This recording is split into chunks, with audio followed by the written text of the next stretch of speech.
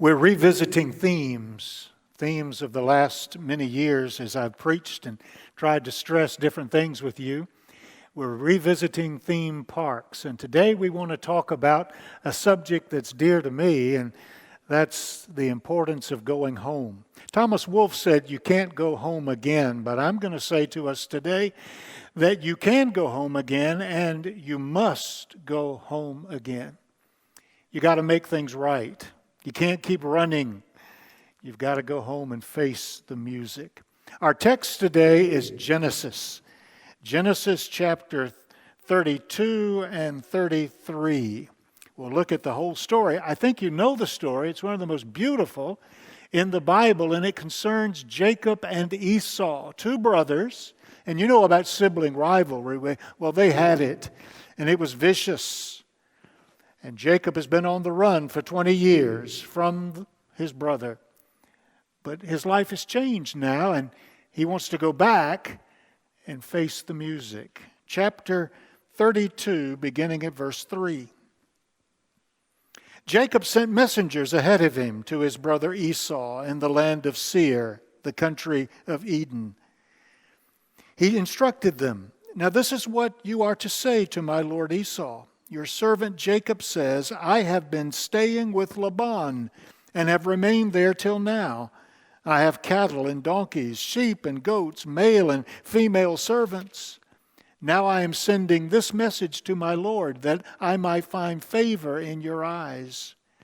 When the messengers returned to Jacob, they said, "Well, we went to your brother Esau, and now he is coming to meet you, and 400 men are with him." Now that sounds ominous, doesn't it?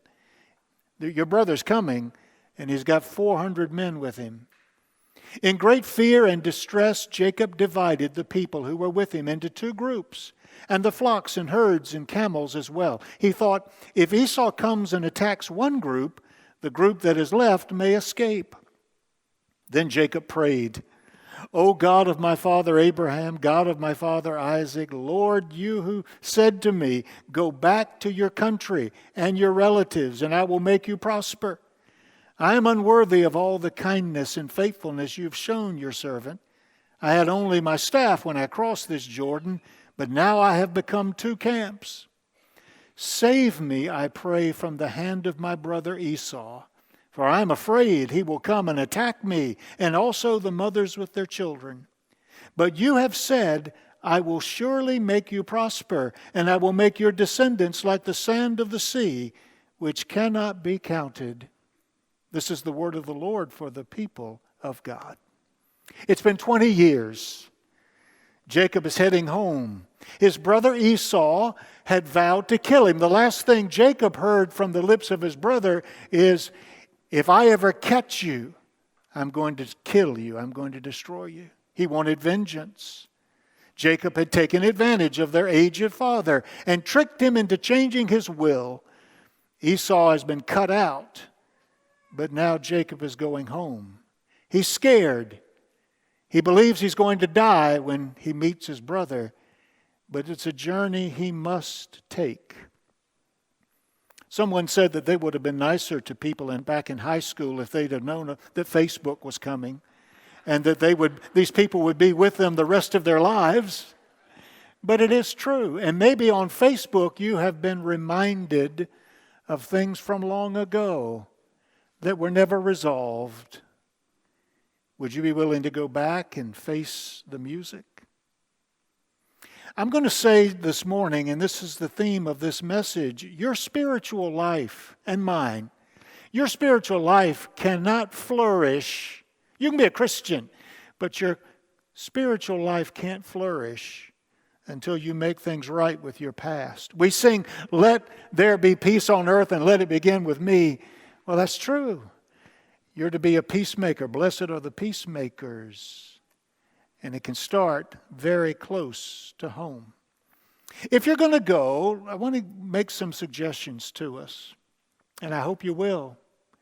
Number one, be sure to do some planning before you go.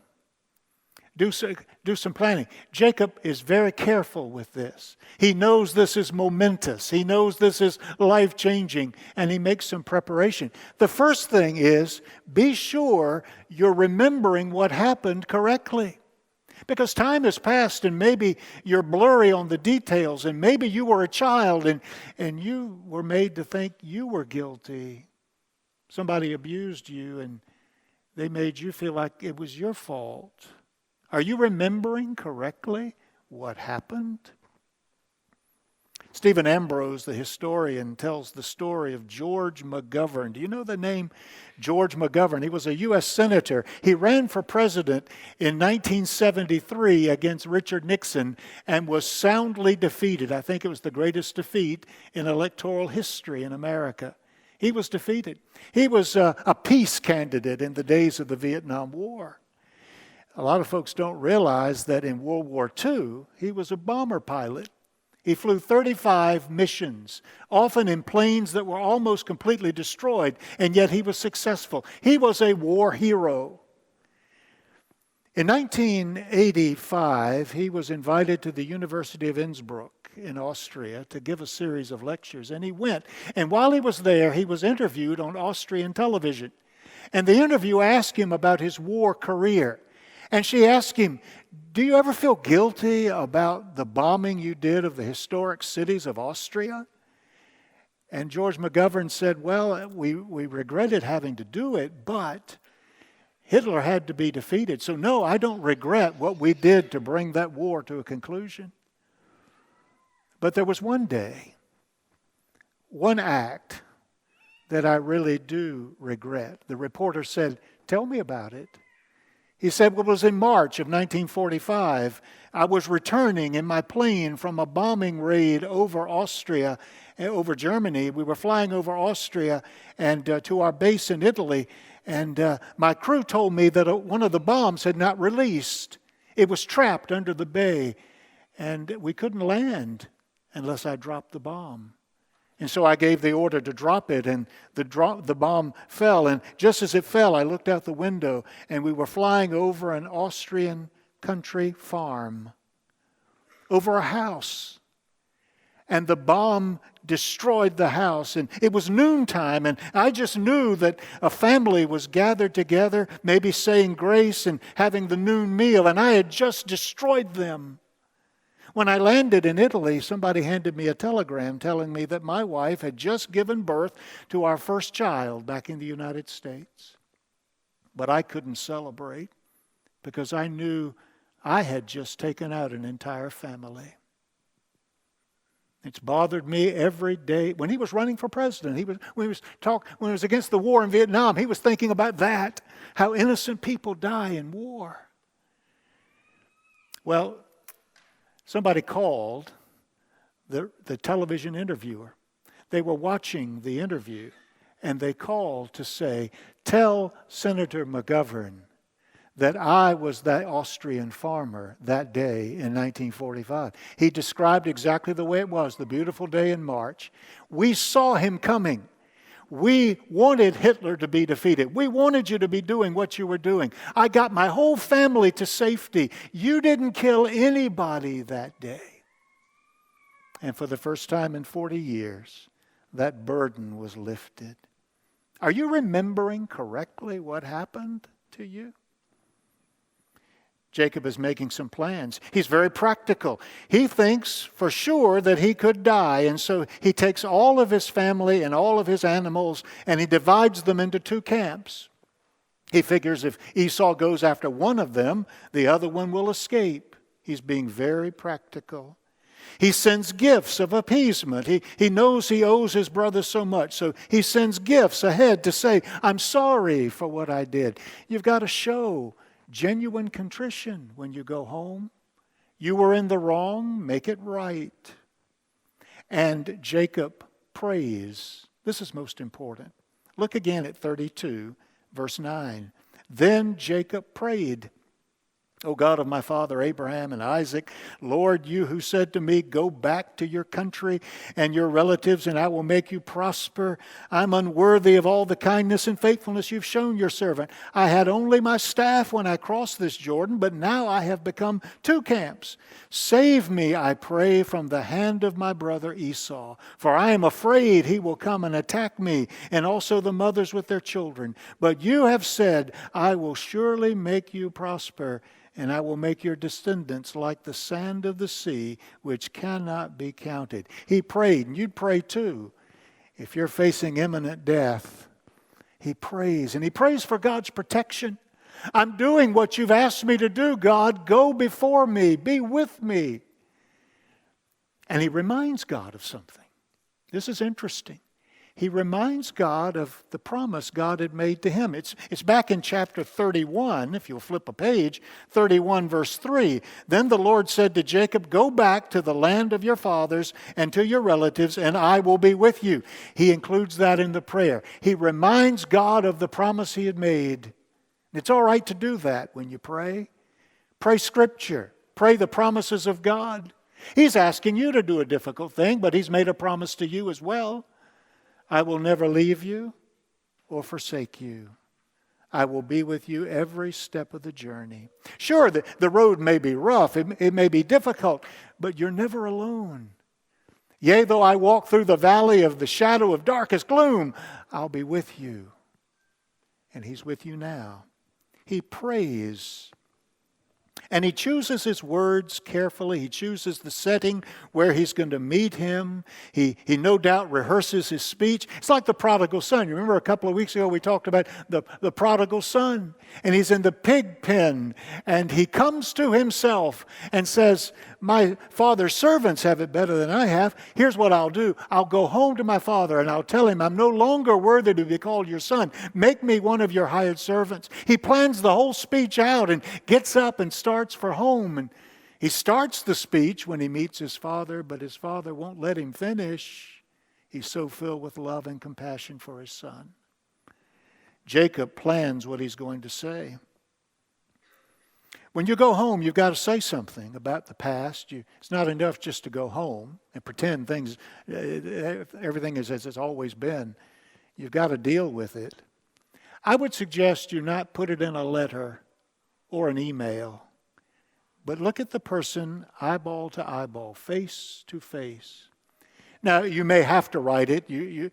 Distance and time may make that a necessity. But if there's any way you can go face to face, do that. Because in an email, you don't know if they got it or not. You don't know if they read it or not. They say something, but you don't know if they mean it. You don't see any body language. You can't look them in the eye. It's important to look them in the eye. Jesus said in Matthew 18, verse 15, if your brother or sister sins, go and point out their fault just between the two of you. And if they'll listen, you've won them over. It's important to go. But the second thing I want to say to you is make your preparations, but be sure you're going back a changed person. You're going back a change. If nothing has happened in your life, if you're the same person you've always been, it's going to be to no effect. But if God has worked a miracle in your life, that'll give you what you need to face the music. George Eliot, the poet, said, it's never too late to become the person you might have been. George Eliot was a woman. That was her pen name. It's never too late to become the person you might have been. Well, one day it'll be too late, but not today. While you live and breathe, it's not too late to be the person God wanted you to be from the start. God has a plan for every life, not just little Elijah that we dedicated this morning, but he has a plan for you. And you may be 30 or 40 or 50 years old, but it's not too late to be changed. Jacob has an encounter with God. It's recorded in chapter 32, verse 22. Look at it. 32, verse 22. That night, on the eve of this encounter with Esau, that night Jacob got up and he took his two wives and That's another sermon. I can't explain that. But that night Jacob got up and took his 2 wives, his 2 female servants, and his 11 sons, and he crossed the ford of the Jabbok. After he had sent them across the stream, he sent over all his possessions. So Jacob was left alone. You got to get alone with God. So Jacob was left alone, and a man wrestled with him till daybreak. When the man saw that he could not overpower him, he touched the socket of Jacob's hip, so that his hip was wrenched as he wrestled with the man. Then the man said, "Let me go, for it is daybreak." But Jacob replied, "I will not let you go unless you bless me." The man asked, "What is your name?" "Jacob," he answered. Then the man said, "Your name will no longer be Jacob, but Israel, because you've struggled with God and with humans, and you have overcome." Jacob said, "Please tell me your name." But he replied, "Why do you ask my name?" Then he blessed him there. So Jacob called the place Peniel, saying, "It is because I saw God face to face, and yet my life was spared." He wrestles with the man all night. Now the question theologians have debated for centuries is, who is the man? Some say it was just a man. Others say it was an angel. Hosea chapter 12 verse 4 says that. It was an angel. I believe it was the pre-incarnate Christ. You see, Jesus made a few appearances on the earth before Bethlehem. Did you know that? Before he was born of the Virgin Mary in Bethlehem, the pre-incarnate Christ appeared from time to time in special situations. I think this is one of them. Jacob is wrestling not just with a man, he's wrestling with God. And they go at it all night, and Jacob is holding on for dear life. He will not let the man go. He's holding on so that he can get everything out of that experience. I don't know what you're going through today, but it could be a very painful situation in your life, and it's a real struggle in your life. Don't let go until you get everything you need from that experience. Paul Bilheimer says, don't waste your sorrows. You're going through it. That can't be avoided. We want to get out of trouble so quickly sometimes we miss the blessing God wants to send. Jacob holds on.